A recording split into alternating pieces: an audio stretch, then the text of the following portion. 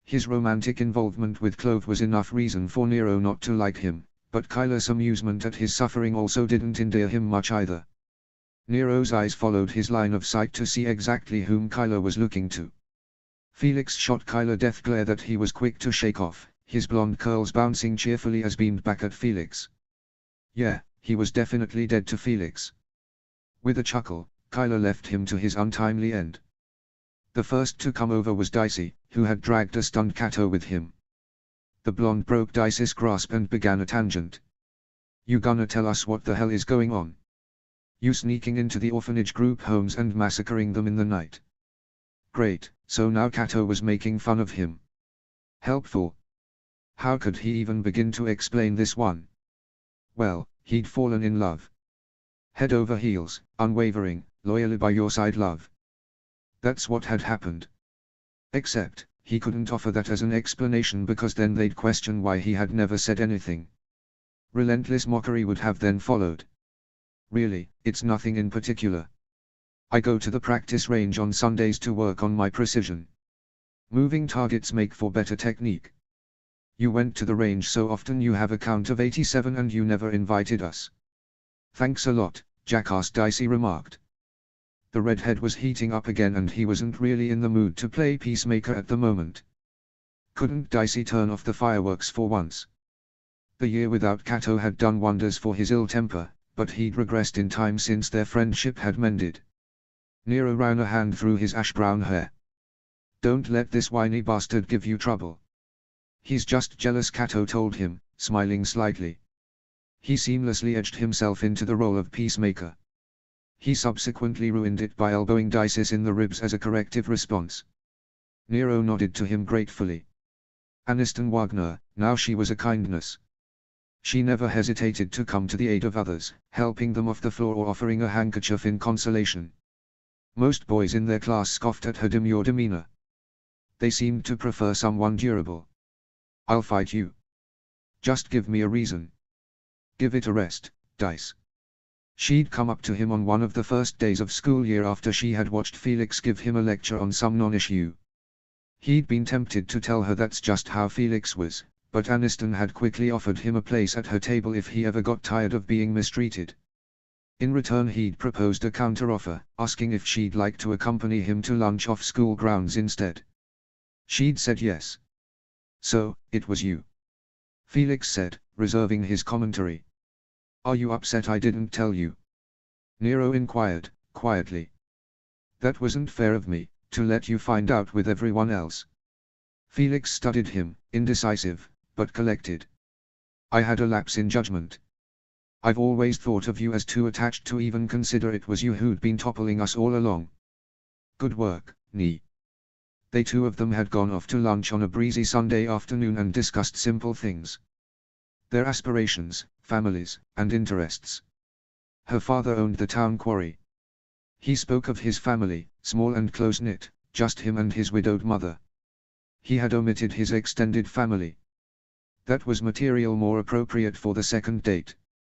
Well, that's the helpful part of practicing on strangers. There's no attachment involved. A small smirk appeared on Nero's face.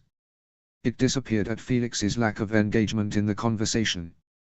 Aniston had an older sister who was newly married. She discussed enjoying books on landscaping and decorating and wanting to become more well-rounded. He told her of his aspirations to work on the military base in 2 North, how he had an uncle who worked as a strategist, who was mentoring him. She had listened with interest, remarking with an embarrassed smile that she'd never been in so much as a fist fight. He understood why the other boys didn't give her any attention, but he tried hard to forgive her for such vulnerability. "I've proposed my 3-year plan," Felix informed him. Nero gave him a strange look. "What?" "I was told after third quarter exams that I had been selected officially as 2 West's candidate for the 73rd tribute spot." Nero felt a quiet pride, looking to his friend with tenderness. "Congratulations, Felix. Why didn't you tell us sooner?" This explained why he'd been antsy about Clove's newfound disinterest in improving her craft.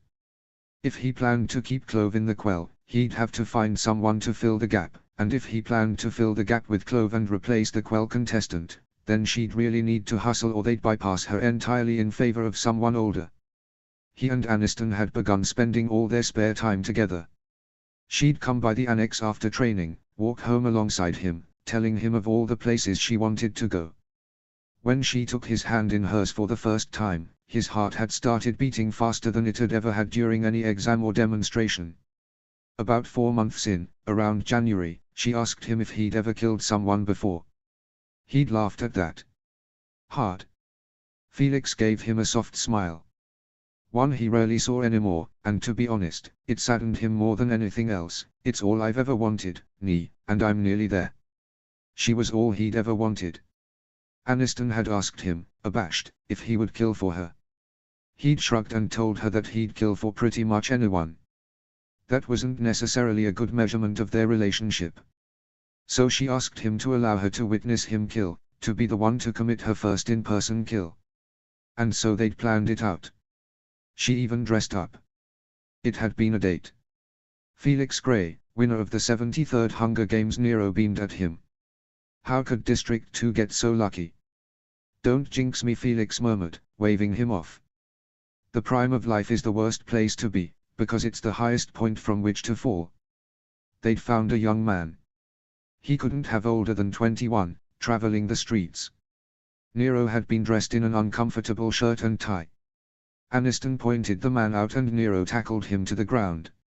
It wasn't a fair fight. He was clearly intoxicated. Nero wanted to make it special for her, so put the thought aside, and began to break every bone in the man's body. One by one. Have you told Clove? Felix shook his head. I want to settle this delicately so she can understand where I've been coming from. Felix managed, sincerely, that I haven't been doing this all just to hurt her. Nero studied him, absolutely bewildered. Can you be delicate? When he heard a gasp from behind him, he swerved around, ready to protect Aniston from whoever had taken hold of her. But, she was alone. Teary, shivering, and alone. So, he broke the man's spine, stood up, and asked her what was wrong. She backed away from him, blocking him from view. He called out her name, but she continued to back away. His heart sunk. Despite what you Holloways may think, I don't proactively go out of my way to make her life miserable. Every choice had context and hopefully that context'll help. Still don't know why it has to be her. Because she's brilliant when she decides to give a fuck, Felix said, before adding, and because Fox is conniving and Cogdell is unhinged. The brilliance in her eyes was gone. Nero stepped forward and pulled her arms down roughly. Tears streamed down her cheeks, and she pleaded with him not to hurt her. It struck him so suddenly. He hesitated for a moment, confused. Then, pulled her into his arms, cradling her face in his shoulder, shushing her sweetly. He apologized, rubbed circles on her back, and kissed her chastely on the forehead. He should have known better than this, not with a typical. Aniston sobbed into his shoulder, begging for forgiveness for her weakness. She forgive you yet? I think we're past forgiveness at this point. Nero shook his head at Felix. At least his interest in Clove was bizarrely platonic. With the strange duality between the two, he wondered if this would continue to be true. He could only imagine the district-wide terror if the duo ever choose to get married. He tried not to let the disturbing imagery upset his stomach. I wasn't expecting this all to happen so soon. I didn't even put in for it. He hadn't expected to fall for her so fast. Nero walked alongside her awkwardly the entire distance home, hoping she understood how sorry he was to scare her. When they got to her front door, he hugged her gently. Aniston returned the gesture tenfold, kissing him in return, and pulled him into the house, where they had proceeded to consummate their affections for the very first time. So, then, what's next? You gonna move things up a year and pull Clove into the 74th and pick someone else for the quell? Felix shook his head. No, I need Clove in the quell. She's got just the right look about her. They'd never expect someone so innocent to be so lethal. You're seriously misguided if you think Clove is innocent. Nero was smitten. He adored the way she discussed the flora and the fauna, much of it foreign to the desert landscape of District 2. He loved the way she looked at him, stars in her eyes, holding him on the roughest days, and encouraging him in his pursuit of information.